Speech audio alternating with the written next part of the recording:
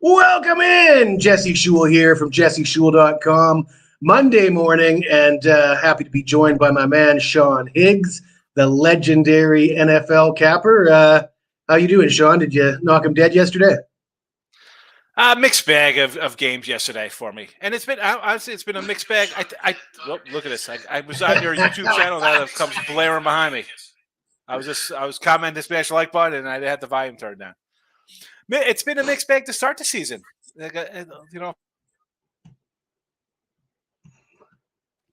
Jess, we joke coming like, oh, great year last year. I'm like, that's last year, and much like the Minnesota Vikings, you need some breaks to win.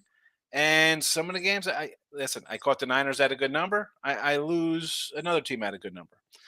So it is what it is. I don't mind being like a 500-day when days or weeks when like the public crushes it. I know long term I'll be all right. We talk about. I've been really conservative so far. I only had one game at all the sites yesterday. One game out. I had the Giants. I guess we both had the Giants. That was my Giants, big lone play. I did manage to get the under in the Cowboys game at a good line at some sites, but of course it wasn't available everywhere, and I wasn't going to play it when it dipped below 40, and for obvious reasons, because it landed on 40. So it wouldn't have done anybody any good to put it out at 39.5 or whatever it ended up being.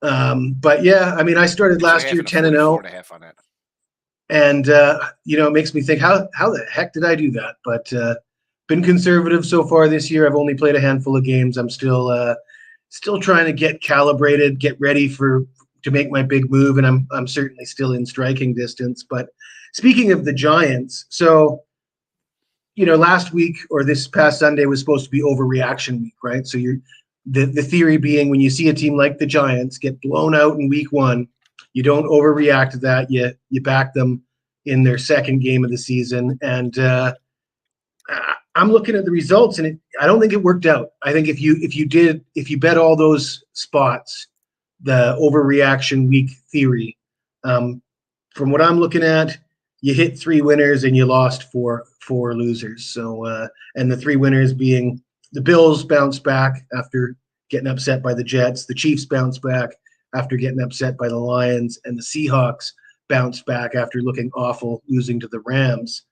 But on the other side of things, if you're following that theory, you would have had the Bengals, you would have had the Giants, and I guess the Giants got the win, but they looked so bad. I don't get the cover. And they didn't get the cover, and I wouldn't look at that. I think if you're looking at that game saying, "Oh, we just missed it," we were miles away from winning that game. So it was a bad bet, Giants. Looking back on it, I'm not comfortable coming back with them next week. And then the Broncos, they go to 0-2. Probably a lot of people were looking for them to bounce back.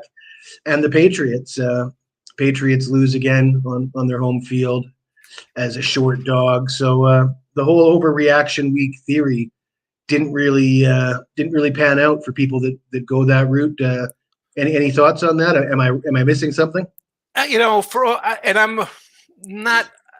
I read the Giants in overreaction spot simply because of everything inside that spot.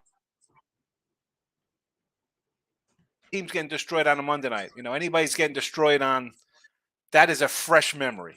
And yes, in NFL, there's only a handful of games, so that kind of carries over. People remember because there's only like a dozen games, between Thursday and Mondays, there's like a dozen games on Sunday, whatever the case may be. So I guess it sticks out more. But I kind of look for a specific kind of spot. Like the Sunday spot was, wow, you get embarrassed totally. And Arizona did not impress, because then you look at the Arizona win. Like, who'd you beat? Sam Howell, a couple turnovers. And I like the coach of Giants. So that was an auto play anyway for me. I don't, I'll take the loss there. Square play, I don't care. The fact that it came down was shocking to me. I mean, that is some good. You took Arizona in the points yesterday. You're a hero, because I'm all about holding my nose and playing dogs sometimes, Jess, right? We take dogs. You got to do it kind of stuff. There was you couldn't get me. Maybe at 9 I would have grabbed, or 10 I would have been like, I don't know if the Giants win by double digits. At that point, Arizona's getting a dozen this week. You're running to take Arizona. I mean, I got Dallas at 10.5. What are we doing here? You know, I mean, like, I'm not taking it. It is what it is. It's a bad play. What am I? I'm not gonna say it's a bad play. I thought I had the right spot. I wouldn't have bet it if I didn't. Right? I mean, dog favorite, whatever, over under. Well, You take I it because think you the think key it's the key thing is they were playing Arizona, and the Giants don't have to be world beaters to hopefully no to go in and win at Arizona.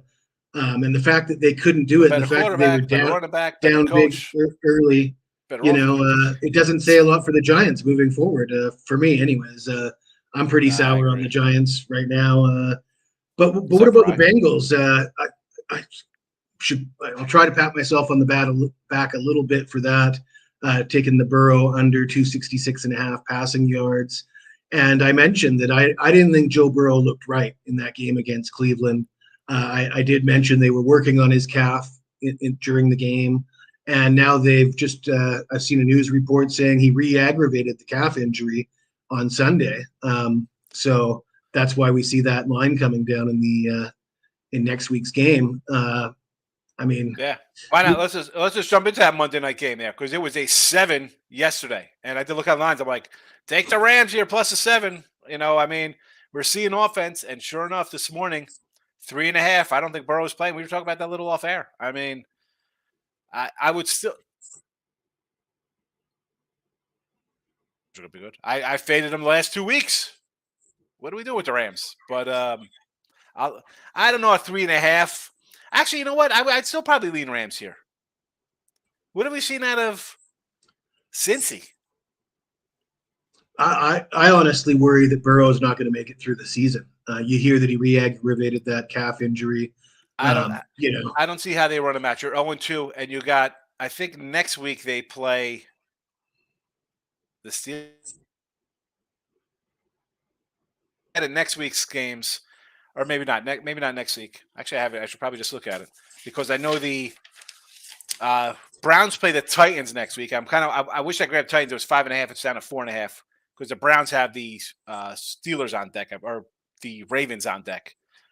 Bengals have the Titans next week, and then they line up against. You're talking like 2 weeks from now, right? Yeah, but I'm just saying, like, you're 0-2, right? You're 0-2 now. Monday night.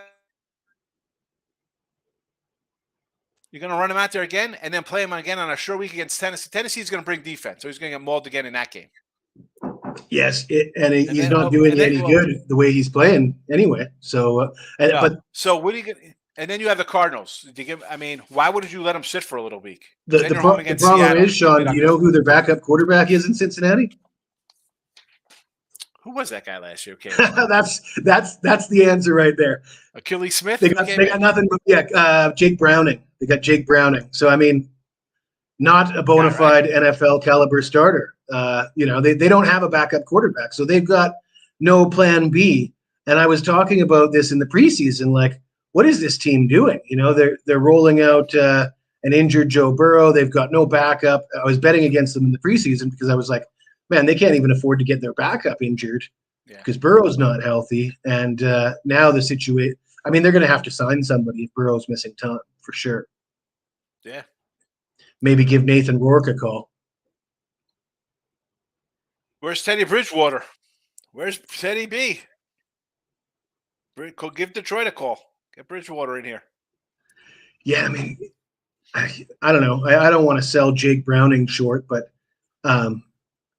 there's really not much to indicate that he's the kind of guy that can bail you out if Burrow goes down. Now, since I thought this was I like the Browns to win that division anyway. I thought the Browns were the sleeper, and you always got to worry about the Ravens because they just win. But I thought, all right, it's Cincinnati, it's Joe Burrow. The line, you mentioned the line when we were doing a rush show. Like, you think the line took a step back just watching them in preseason stuff. And the Cleveland game, Cleveland owns them, much like Baltimore owned them coming in stat-wise. The coach knows them. But, man, you lose your quarterback, you see this league. Hello. Hi, Jets. How'd that work out for you? Yeah, no, Zach Wilson did not look like very positive for the Jets. Let's be honest. What did they run for? 15 yards yesterday? I mean, how do you blame that all on him? You're forcing the kid to throw. He's going to get picked off. I mean, the Cowboys have 70 turnovers the last 2 years under Dan Quinn's defense, something like that. Ridiculous amount of turnovers. Forcing that team's down. You knew you were in trouble. You couldn't establish the run. I don't care if it doesn't make a difference who the quarterback is. Let's see next week what happens there. Dallas Spoons again. You know what I'm saying? Like, how do you blame Zach Wilson? You are down. You can't run the ball. Your best run was on that fake punt in the first quarter, right? I mean, like, you got 4 yards. It's Zach Wilson's fault. You can't run the ball. I didn't actually watch that Cowboys game, so I didn't see it, and it looked like it was a pretty one-sided game. So I wasn't missing. It was much. ugly. I mean, it was only 18-10 at the half or something like that. It was not a,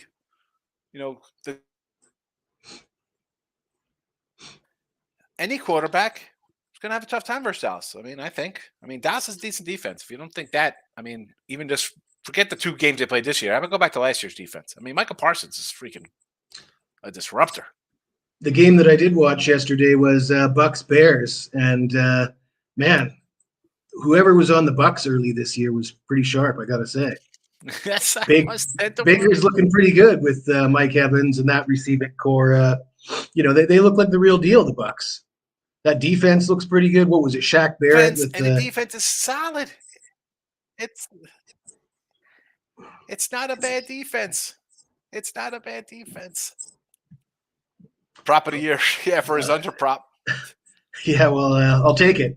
That's one positive I can take away from a pretty mediocre Sunday for me. I'm sorry, is this guy Daniel Circumcision TV? I don't even want to watch that. That's got to be a horrific channel to watch. Who wants to see that? Is that what it says? Is that like?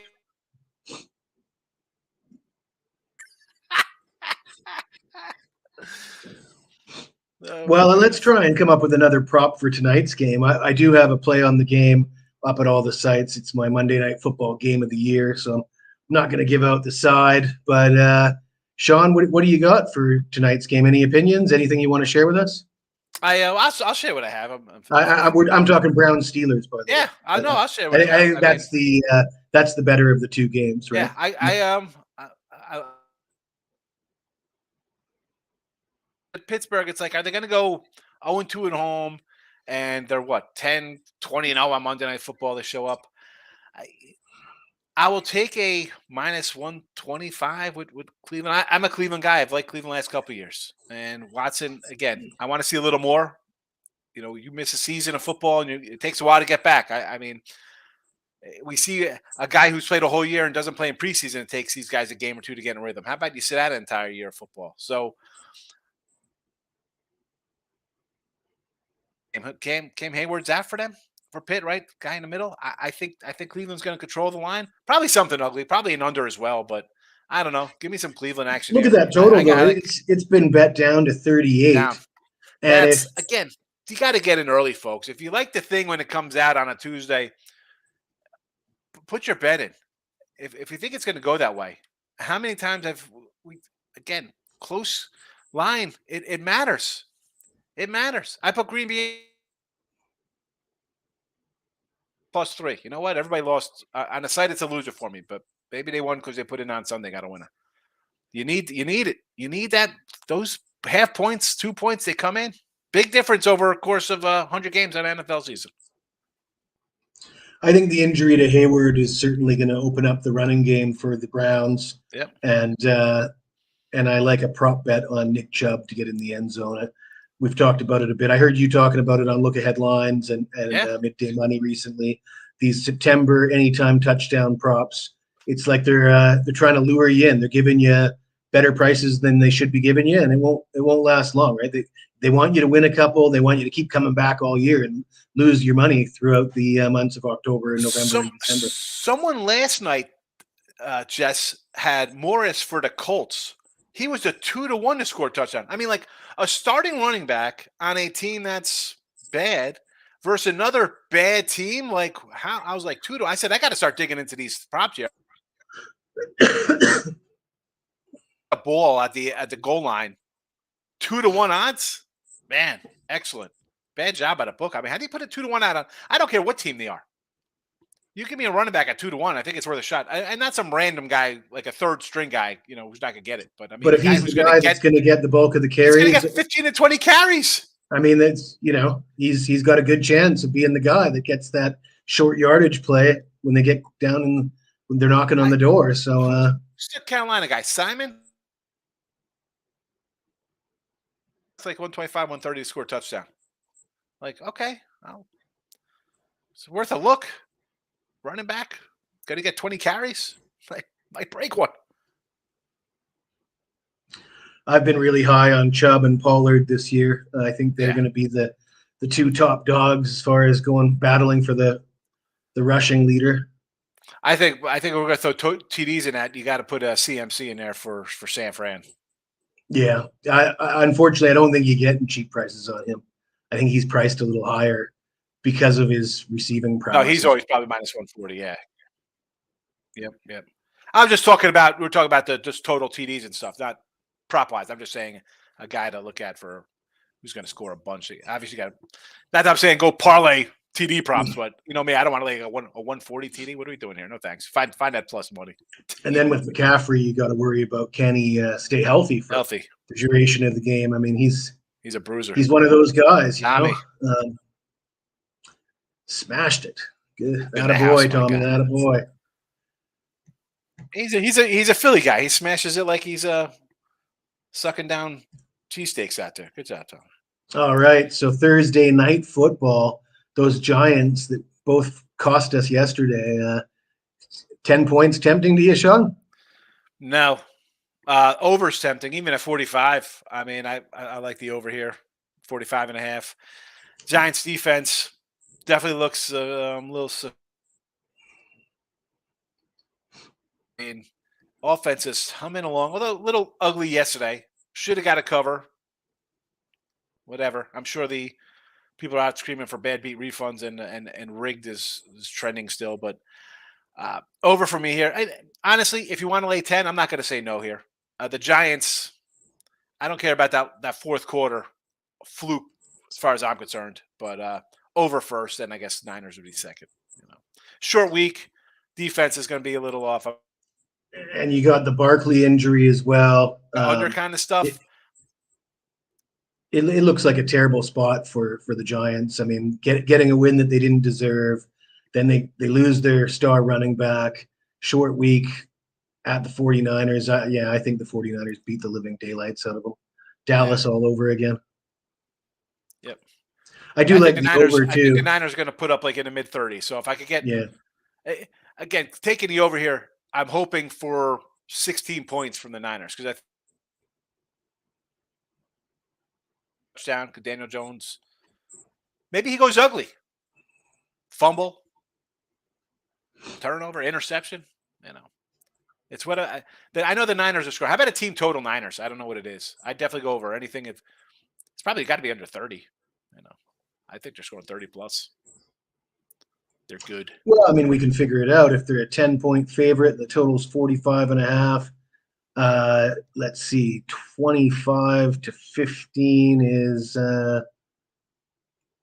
40. 29. So like something like 28 to 18, right? That's what we're looking at. Yep. I was thinking probably like 29ish, yeah. So it'll be around the 28.5 maybe and 17.5.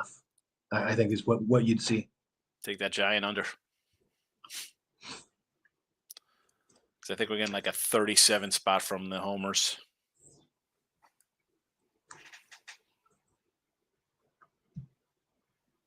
How about this one? We got the Steelers, which are playing tonight. Sunday night. Yeah. I guess the results of tonight's game will affect how we're going to address this one. But if we just assume that the Steelers avoid any more injuries, they still don't look all that great coming in to Vegas to me. What are your thoughts? Yeah, this is one you're playing Cleveland, and it's one of those spots for week. Everybody remembers Monday night. Is it overreaction? Both sides of the story here. And the Raiders prime example, right? They scored a big win and they get run out of the building in Buffalo. And I kind of liked the Raiders there. I thought, you know what? I got Garoppolo. I got a little veteran team here. I'm not high on Buffalo. This was a pick 'em. I don't know. I guess it goes to +1 because the Raiders look so bad. And I think the Raiders are a bad team. I think they're like a 5-win team. But I haven't touched. I don't know about this Monday nighter. And a team like the Steelers, it definitely matters because the way they play, guys get hurt. For all I know, Mitch Trubisky's quarterback in this game next week. You know what I'm saying? I got Trubisky in here next week. Myles Garrett goes in here and rips somebody's head off. This guy ripped off a helmet. Really good chance of that, Sean. Really good. I think both teams. Mason Rudolph's helmet and hit him with it. These guys hate each other. So this is a game where there's going to be guys getting injured on both sides. I think both the Cleveland and Pittsburgh are going to suffer some injuries here in this game. I would have to think. And I said earlier, I kind of like Tennessee. I don't know if we're talking off air about it. I said Tennessee. I kind of like the Titans this week against the Browns, just simply because of that reason. They're good. You come off playing these guys, it is a battle. You're out there hitting each other with clubs. Like it's just you're beat up. This is a beat up game. You almost want to take the Raiders in Tennessee just based on. It's like the team's playing on Sunday Night Baseball. You just kind of fade them based on like this is kind of a spot like that. You're mauling each other. You're sitting in ice water, right? A bucket of ice in a tub on Tuesday and Wednesday and doing a walk through Thursday and flying out. Yeah, I would lean again. Vegas, but it's Vegas at the top of that. And Pittsburgh guys might be like, oh, what a horrible week. Let's go get massages and relax at the pool on a Saturday. You know what I'm saying? Not watching massages. I'm just saying just nice relaxing spa day like Johnny Drama in Entourage. Go there and see his guy get a back rub, bring some. I must say there is a few massages around here where I live. I got to go Entourage on us. But yeah, I would agree with that. I will say that congratulations on your wins with Tennessee in weeks 1 and 2. Tennessee is a team that's causing problems for me because I thought they were going to be bad. I don't like Tannehill. I mean, my original take was you got a bad quarterback playing behind a bad offensive line and a running back who once was great but is now 29 years old, and they've run him into the ground. And he's suffered a lot of injury. He over the last 3 years, I think he's only had 1 year where he didn't get injured halfway through the season. So I'm not expecting Tennessee to be as good as they've been, and I'm a little afraid to bet against them. But I'm not about to jump on the bandwagon now after saying they were going to stink. I was good. I was lucky to stay off that game with it because I was high on the Chargers as well, but I stayed off.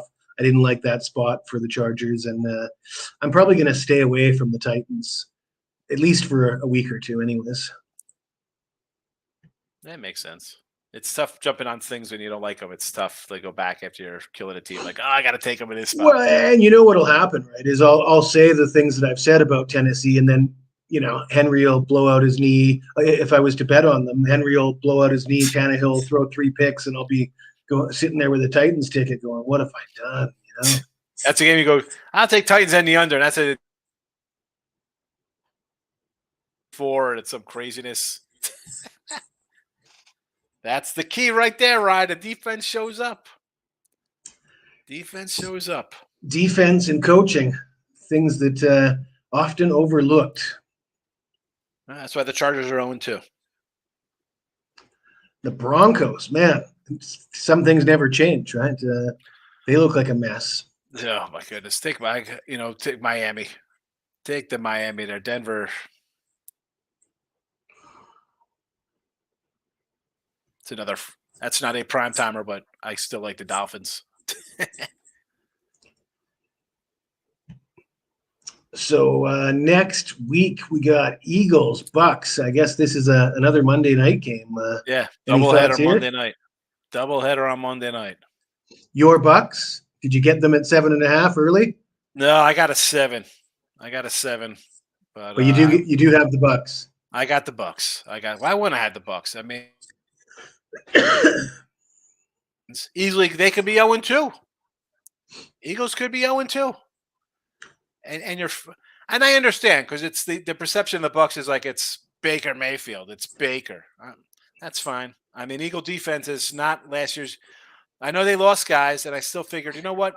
They lost guys. The offense is still good enough to beat the Patriots, and I did. I ended up with a good line there. I end up winning by half point. Viking game, okay. You got a couple big plays. You take away Hurts, really didn't do much. And again, that's kind of like a caveat because they didn't need much else when you throw 70-yard touchdown passes or whatever. But I don't know. I still think the Eagles are a good team, but I will take a home dog here. And it's a team that's defense, again, I think is overlooked. Quarterback who's definitely hated on, and he's got talent around him. 6.5, sure. Won't be shocked at an outright win here. We're coming down to a last second kind of 26-24.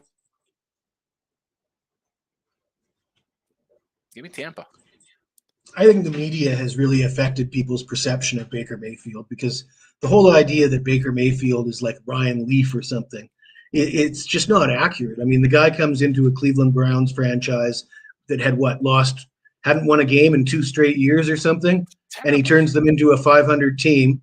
And I mean, he's had his moments. He's thrown a ton of picks, but there's a lot of NFL quarterbacks that have had similar paths, and there's guys like Justin Fields that the media wants you to believe they're MVP material, right? So I think Baker he might not be the next great MVP Pro Bowl quarterback, but I think he's I'd say the label of journeyman, throw a journeyman quarterback on him and a serviceable guy that can maybe lead you to the playoffs. I think, we saw a era of quarterbacks. You had Brady and Manning, Marvin Rodgers. Like you had this group. I mean, I don't know if they're like Tony Romo, but you had a group of Rivers, and I'm sure I'm leaving people out. Roethlisberger. I'm just trying to flip through my head real fast. Such an elite group of star quarterbacks for so long, right? So any guy drafted now is like, oh, if you're not Pickett's not Roethlisberger, and Tua's not Dan Marino, and Zach Wilson's not Joe Namath or whoever. You know what I'm saying? Like these guys are supposed to be Hall of Famer.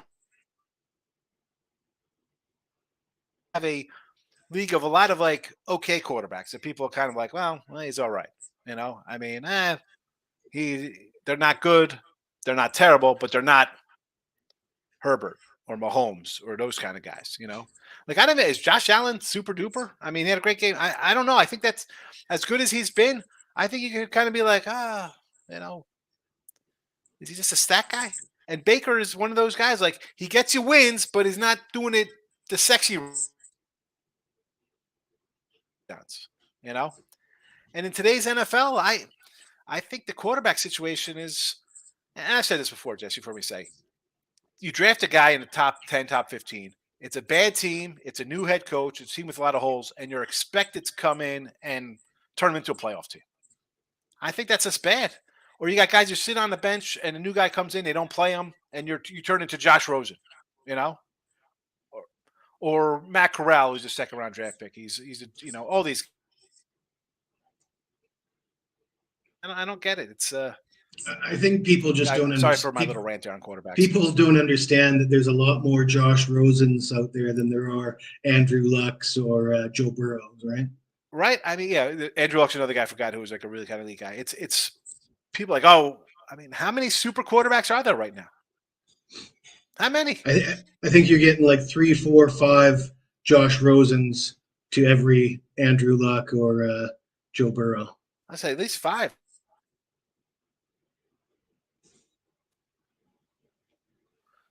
Daniel likes my post-game recovery. You like that?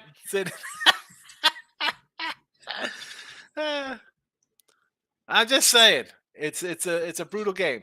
These guys are sit in the ice tubs. Yeah, I was liking the talk of getting massages post-game myself. Yeah, and I wasn't talking a dirty massage. I'm just talking about, oh my goodness, it's game tonight. You'll see what I'm talking about. These guys brawl. I like the hate between two teams. That's kind of like what we saw. Listen, I know they're like, oh, the kid on Colorado State was like targeting whatever. Bro, I love the hate. I love Colorado State hates Colorado. Bring back some hard hitting football. I mean, nobody said no when Sanders like stabbed the guy in the eyeballs, right? I mean, like that was okay. Come on, good for the hate. Good, bring back some real football. Well, you're a Cowboys fan. Didn't Michael Irvin damn near kill a guy?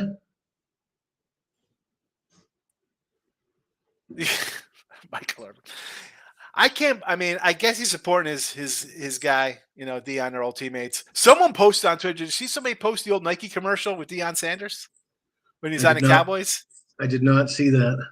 It was like him and Jerry Jones is like the owner. He's on plays like get me Deion. And it's like Deion, and then Kevin Smith, I guess, hurt himself. Remember Kevin Smith, cornerback? He's like Kevin Smith has the Gipper, and then Deion comes in. Deion, he was good.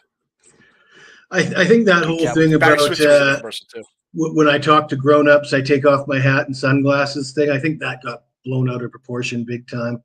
And the idea that Colorado was going to blow them out because the other coach said something that they didn't like. I mean, I think everybody was fired up for that game, no matter what anybody. The Colorado hype, though.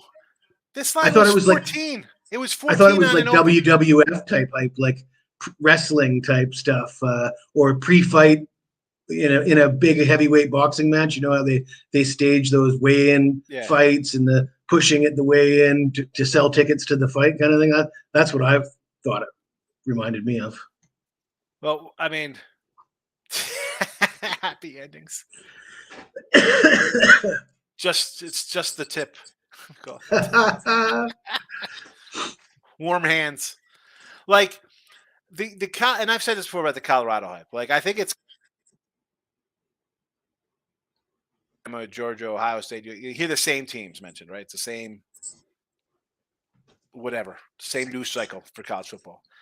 So I enjoy that it's something different, but the love affair, come on. I mean, I think the love affair is over now, Sean, because the line against Oregon opened at -7. The Ducks opened at -17. 14. It's 14 and a half. It's already up to 20 now, isn't it? I don't know. I got 14 and a half. It's already up to 20. So all these people that think Colorado is a contender, they've got the opportunity to put their money where their mouth is, but and they're getting 20 points. So they will. Listen, they're gonna take it. They'll take the 20 points, thinking this is, listen. He's great for football because the books are loving this. Like people are just putting their money down, hand over fist, and it paid off. And then not so fast there. Everybody kind of an outright win last night would have people would have been on the street homeless.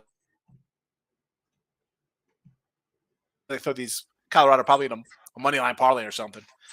But and I've said this about the whole time, like, oh, you don't believe it? I'm like, it's not that. I mean, do you follow football? Like, I mean, they're 20-point dogs for a reason. Like TCU, they shouldn't have won that game. 2 picks in the end zone and barely held on to win. You're a 20-point dog now. Next week, the line here in the USC game, they're supposed to be like the funny thing with Oregon, this line was the summer lines. This line was 28, and it opened up at 14.5 on whatever last week, and it went right to 17. Now up. They're 25-point dogs next week at home to USC.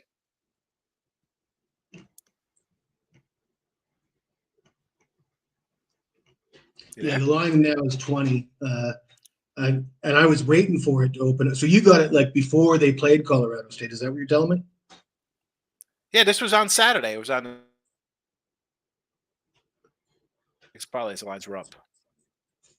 I got you, because I was waiting for it to come out on Sunday afternoon after the Colorado State game. Or maybe it was Sunday. Maybe it might have been Sunday morning. And Sunday morning, not Saturday. Well, it could have been Saturday morning. It had to be Sunday. If you got it at 14.5, it was only 14.5 for a matter of minutes, because I was waiting and I looked and I saw 17.5 and I was like, oh, and then I thought, I mean, I was hoping to get it low. I thought, everybody's going to bet on Colorado here. I was hoping to get a real good line on Oregon and didn't like the 16.5, 17.5, was hoping that it would move down, and right away it's up to 20. And now I don't like Oregon at 20. I mean, it's not a great bargain there to me. No, I'm not saying that it shouldn't be 20. I'm just saying, I don't want to bet on lines that are correct. I want to bet on lines that are a little bit off. Yeah, but I still listen. I wouldn't mind doing it. I don't think it's going to be close. Not stopping Oregon passing. Rate Talu's defense. I'm cautiously impressed. Dallas. That's Dallas. Okay, I need you to translate for me, Sean. How could I see the next comment? It says Dallas. Oh, I see. Yeah, Dallas defense. Okay. Yeah, I mean, what is there to say? I mean, there's no hot takes. I mean, I guess we've all seen what they've done, so there's nothing really you can say contrary. Defense. It's good. They force turnovers. They get pressure. They get sacks. It's the defense is. I'm more concerned about the offense. The offense is what concerns me, and I know they put up 30 and 40 points, but when you get short fields, that kind of really helps out not having to go far. Believe it or not, I think the Arizona game is going to be a good barometer. I mean, I'll lay the points with Dallas because I think the defense is going to not give up. What do they give up here? The defense is for real, as good as any in football, and even last year. But if the offense is going to sputter, by November, this defense is going to be gassed pretty soon. It'll be turned into a Jet defense. Every day we got to come out here and score a touchdown and force a turnover and win games 13-6. This is come on. Defense is for real. Don't worry about that. I mean, it'll regress a little. I mean, how can it not? You're putting up 5 points a game or whatever. And you played the Jets with a backup quarterback, and you played the Giants, who look like they stink. So your quality of opponent is lacking. But at the end of the day, they did what they're. If you're a great defense, that's what you're supposed to do against bad teams: is outscore them by 30 points and make them turn the ball over. And Dallas did that. So all the power to them, I guess. They have Arizona, and now after this, they're home against the Patriots. So. Let's see how that is. Then they're in San Francisco. I think a San Fran game is going to be big Sunday Night Football.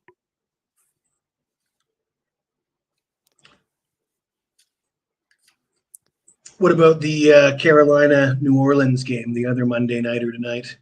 Any action in that one? I do. I got the under, but that number's long gone, 42.5. I mean, and I said that in week one right after the lines came out on Wednesday. Take this total now at 42. I said it's going to come down because the Saints and the Carolina totals, they both moved 2 points before week one even played based on how they looked in the preseason. And then after what you're seeing on Sunday in those games, it moved down another 2 points. I mean, it was a 4-point move. Crazy. And that's with no quarterback injury. That's just based on how bad Carolina looks, I think. New Orleans does have a defense. First team to 20 wins, and let's be honest, probably the Saints probably win this one 20-12 or something. I don't see 35 points being scored in this game. And I wrote that 2 weeks ago in my write-up for this game tonight. I guess earlier this week on the Winner's Circle podcast with Ross, I gave out the Bryce Young interception. At minus 125. So I will stick with that.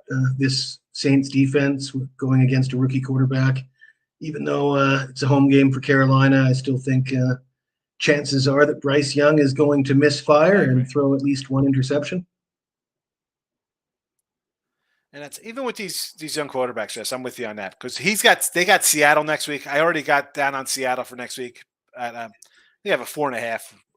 And I actually got the Lions too against the Falcons. Although I saw 3s out there, I got a bad number. I got 4.5 on that one. Again, I'm not taking these young quarterbacks on the road in field goal type games. I know the sharp or smart people are like, I'm going to. I don't know. I mean, Detroit hasn't really impressed me, but when I see Ritter or Bryce Young or Stroud or any of these young guys on the road, I'm not looking to bet on them. I'm looking to go against them. for that reason, not knowing defenses, throwing picks. I was in the process of loading up that pick on the Lions, and then I reviewed the game against Seattle and saw some of the injuries they suffered on the offensive line and such, and just decided to back out. Just I had my finger on the trigger and I backed away at the last second. I'm going. I can't. If I pick and choose, I find that I end up when I pick, that's the loser I put in there. You know what I'm saying? Like if I got this and that, they both have to go in. It's not one or the other. That's how I end up with 10 games. I mean, yeah, I want to win every game, but I'm just sticking to what's made me money over the course of my career, and I thought to myself, man, I hate complicating it like this. Wouldn't it be nice, like back in the old days, when you picked the team that you thought was the better team and you put your money down on it, and instead of going through all the stats and trends and this offensive lineman's out. Yeah, and on top of that, then you have TV or a podcast or Twitter, something coming in, chirping in your. That's why I'm like, you know what? I just want to get down to my stuff early and then not be concerned about it. Maybe somebody else gives me a tidbit down the road. I find something like, all right, and I'll move a little more on a game I like, or all right, well, if that's a loser, I could always, that'd be something maybe I in-game to try to break even on that spot or something. But the longer you wait, the more information you have. It's not always good, because if you like something, right, I shouldn't change your mind, Jesse. You should be like, oh my God. Give me pause for it, but there's way too much out there, especially now with sports been 25, 26 states, and you see in the comments sometimes like, oh, what do you think about the splits? The splits. I mean, I give zero credence to the splits now because I can't trust them. Easy to overanalyze, isn't it? You can because the Michigan splits are different than the Louisiana splits, different from the New York splits, from the Vegas, everything. That, forget all that nonsense. You can't even on TV or has 50,000 followers on Twitter, says something, and a line moves because you got 50,000 people betting $20 on a game, and they're going to adjust that based on just the sheer amount of bets they have. That's not a real line move. I mean, that's one of the strategies I use is just fading hype. And when you have like the Colorado situation now, I mean, you've got a situation where there's an entire college football fan base that thinks Dion can do no wrong and thinks that Colorado is better than they are, right? And when you have not just that school, though, that's just not that school. You have a whole generation of kids, like of new bettors, to think like, oh man, this is easy money here. All right. Must be nice living at home with your parents, folks. And I was kind of licking my chops thinking this was going to be the week that we cash in on this with the Oregon game. And perhaps if Colorado had a one big last week, that line would be a lot lower than it is. But like I said, at 20, it's not really the once in a lifetime opportunity that I was hoping for. Really, Rye? I was doing a show and someone's like, hey, the DraftKings splits are this. All right, so that's where he brought up DraftKings. And again, I don't like bringing up different sports books because one, I don't want to make it seem like I'm affiliated with anybody. So I brought up the same kind of splits just on a different site. Totally different numbers from quote unquote DraftKings. How do you take that seriously? I went to another site that had DraftKings splits. Totally different. They weren't even close. They were not. He's saying they're 77%. I'm looking at him like it says 56-44 here. What are you looking at? No way. I can't do blading splits, right? No. I mean, unless that's just a straight up fade to public. I mean, and that's easy enough to do anyway because when the games are matched up, who they're going to be on. But no way. I did it in real time on my show. They're like, oh, this. I was scrolling. I'm like, how are you getting those numbers? Look at the numbers I have.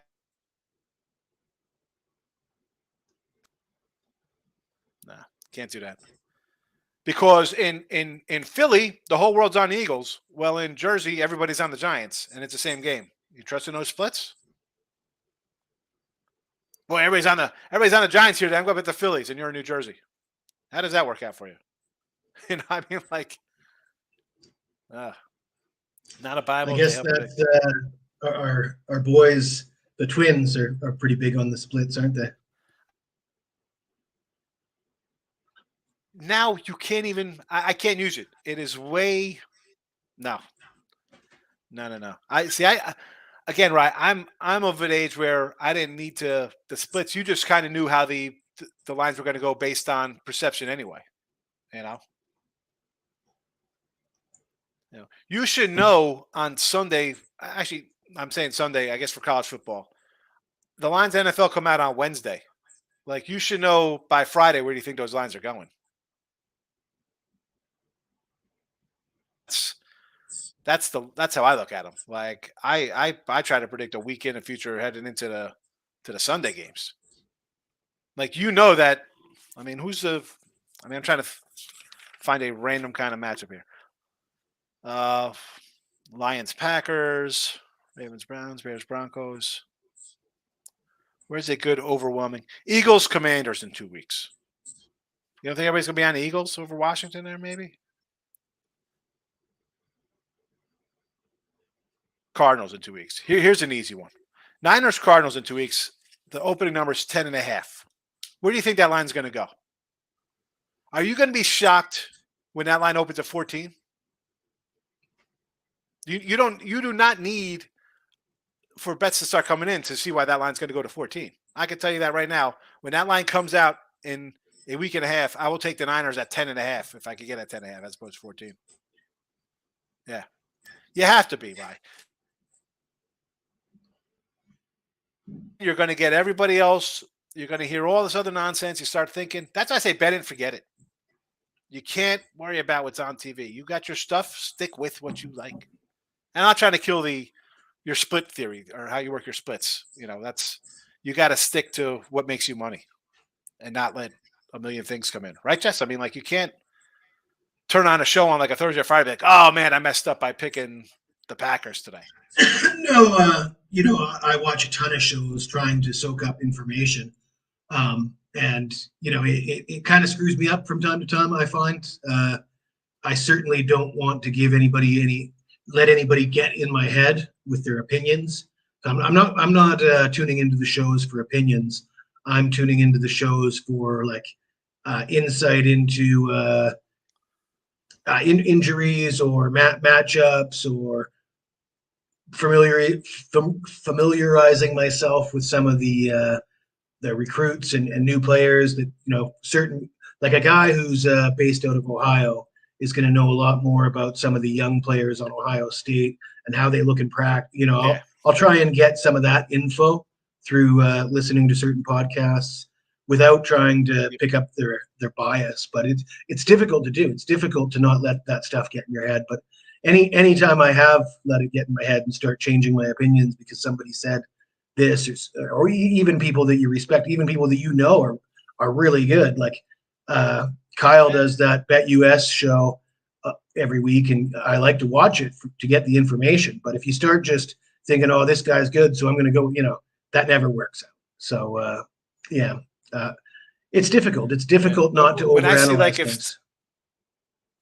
When I see if it's a lot of people are somewhere else to me, I'm like, oh, more reason for me to like what I'm on. If everybody's going to come out and say the other thing, like you watch a show, you're like, oh man, these guys are against me. But then I'm like, well, maybe I'm right because everybody's on the other side. Maybe I'm on the right side here. I don't know. This is where it comes for the newer thing. If I'm going to lose, I'm going to lose. I don't care. I'm not going to lose sleep over it.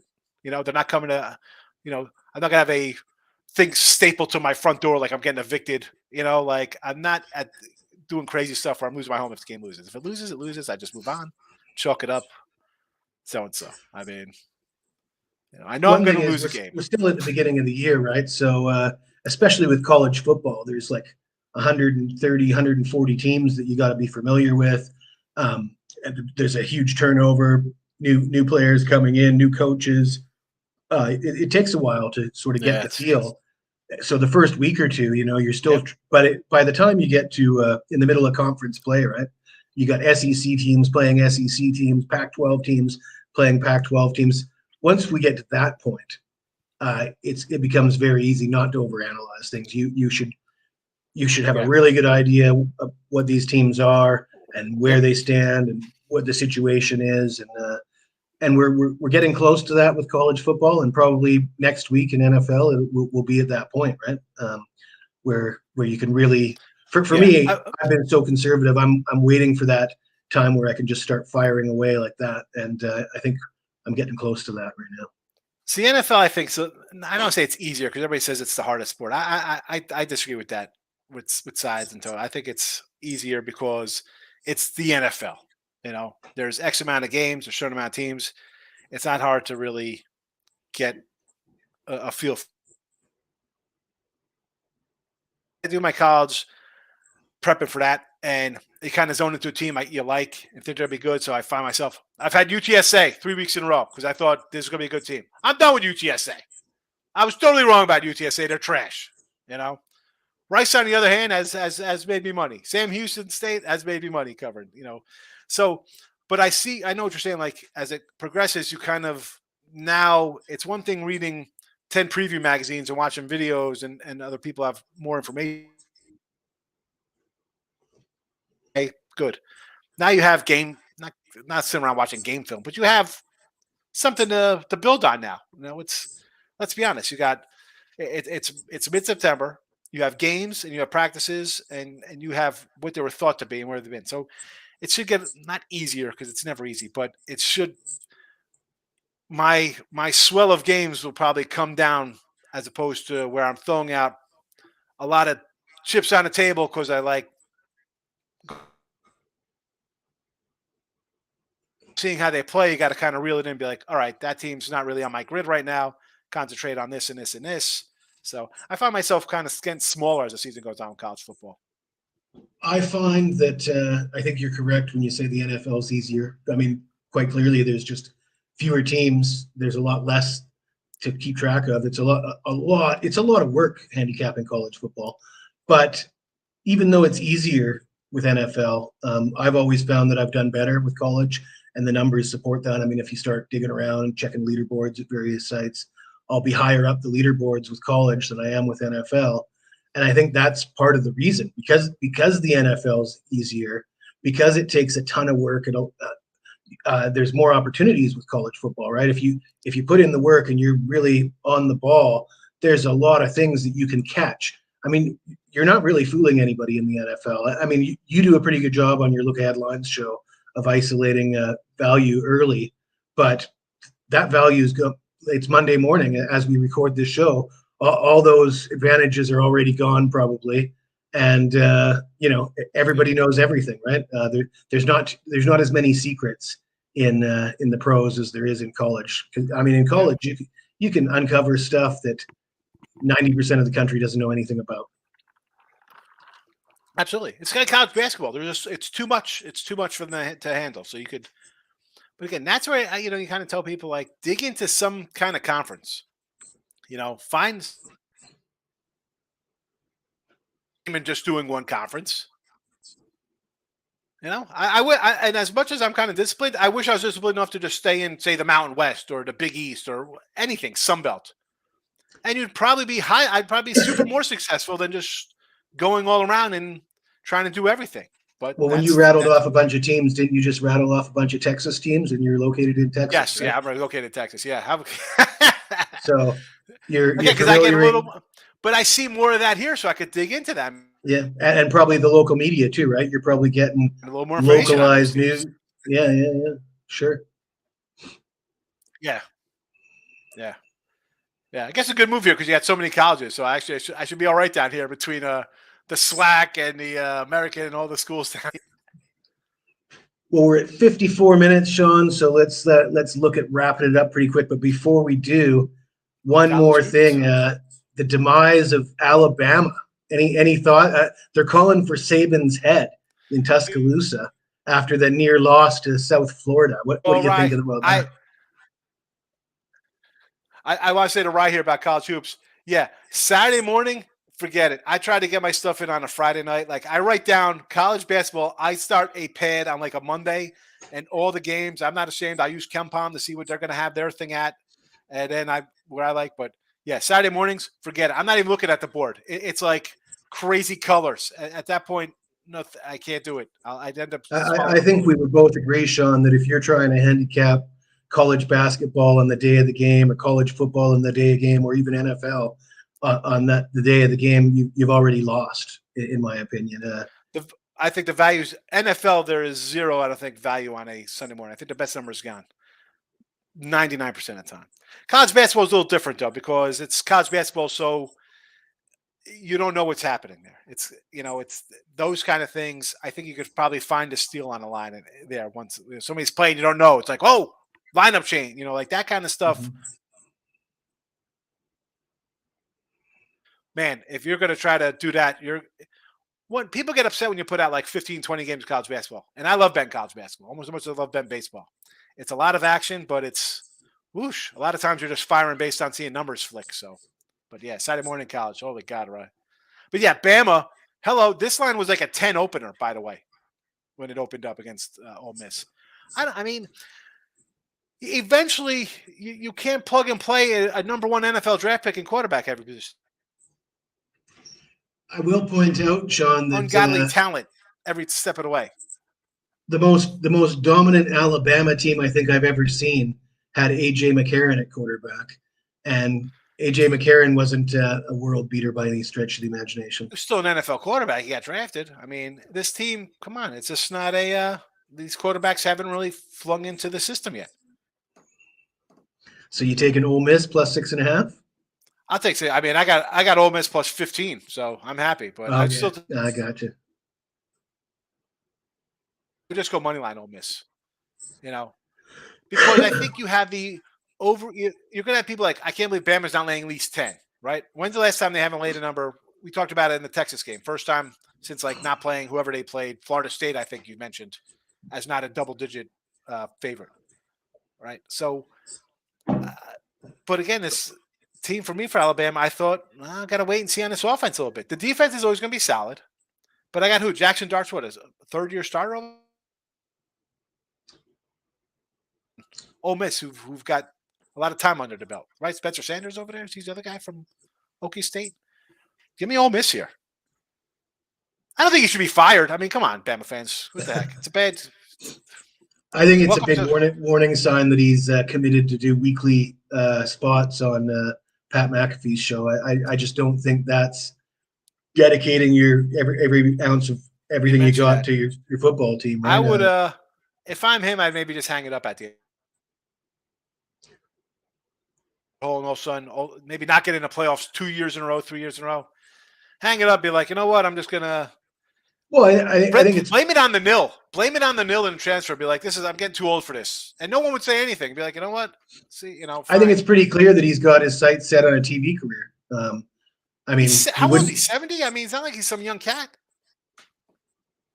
I don't think he'd be doing this if he didn't have plans to get into TV. And like I say, I couldn't imagine Saban doing this 10 years ago. Or could you imagine any of his like assistants having a weekly spot on a show or something like that? Yeah. It just wouldn't fly. I don't think.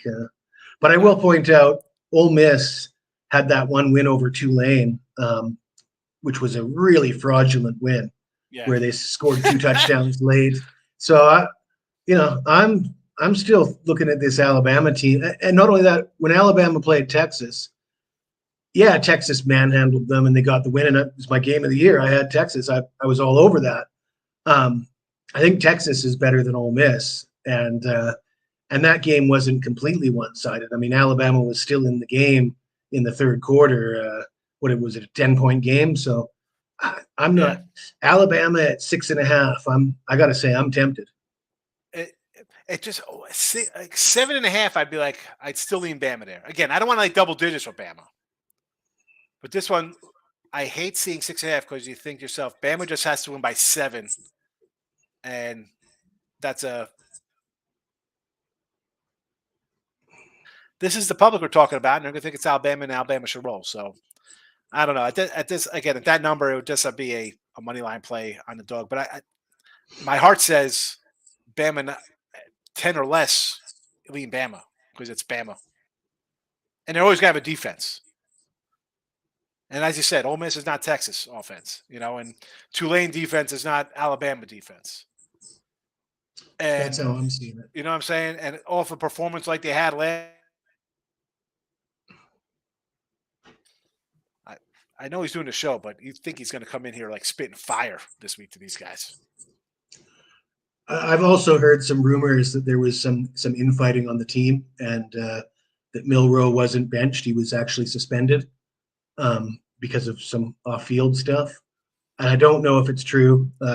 Josh Pate's talking about it on his show, and if that's the case, it sort of goes a little bit to the way of explaining what happened in Tampa, right?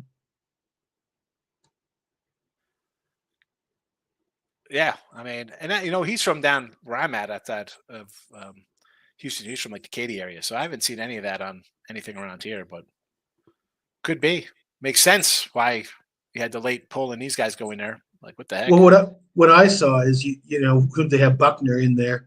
They put Buckner in, and he struggled mightily. I think he had like a 30% completion rate. You would have thought that Milroe would get a chance off the bench. Okay, whatever. You benched him. You're going to start another guy to see if he can do any better. But you've got this guy that was supposed to be your starter, and you're not going to pull. You're struggling to move the ball, and you're not going to put him in. It didn't make a lot of sense that he never appeared in the game, right? Because the game before the Texas game, when he had 5 touchdowns, right? He ran for 3, threw for 2 or something. I mean, even in the Texas game, if you looked at his stat line, it wasn't terrible. I mean, yeah. I mean, I don't think he's great, Milroe, but I think he's got potential more so than Buckner and some of these other guys. So the whole idea that he was suspended for whatever reason makes a lot more sense than you preferred your fourth, because really they had the 4th stringer in the game. They had the third stringer. So they had the backup starting, and then they had the 3rd stringer come in over him, right? And I don't see that happening under normal circumstances. No, that's a good point. I didn't even think about that. Good point there. Unless but there's no anything that said he got hurt. So. Yeah, no, I don't. I think I'm pretty confident he wasn't hurt. Yeah. But Sean, we've been going for an hour, and I still feel a little bit hungover from last night's wine. So let's. Why don't you tell everybody where they can find you? It's funny because you said we're going to keep this about like 20 minutes, a half hour. So. Yeah. Maybe next week we could do 20 minutes show. That's right. Well, tell everybody what they should tune in, when they should tune in, and where. You can find me out. Yep. Listen, I got Twitter, Mr. Sean Higgs. I do the Midday Monday Show live, 12 noon Eastern. I'm going to go make a room right now. It's 11:30. I'm going to go make a room. Come check it out. We'll recap the weekend, talk about what's coming up. Look headlines of Sunday night again on the YouTube channel there. Winner Free Picks. I'm there. Jesse's there. Come say hello. And I don't know. We'll hopefully got some winners for you here that we gave out here. Thursday night. Sunday, I got real no opinion on that one. And Monday, I like the doggies on Monday. So. And remember, tomorrow you can tune into Winner's Circle podcast. You'll catch Sean and me and Ross talking about college football, I think. Anyways, thank you for joining us, everybody, today, and good luck with the games tonight. Smash the like button. And yeah, smash that like button.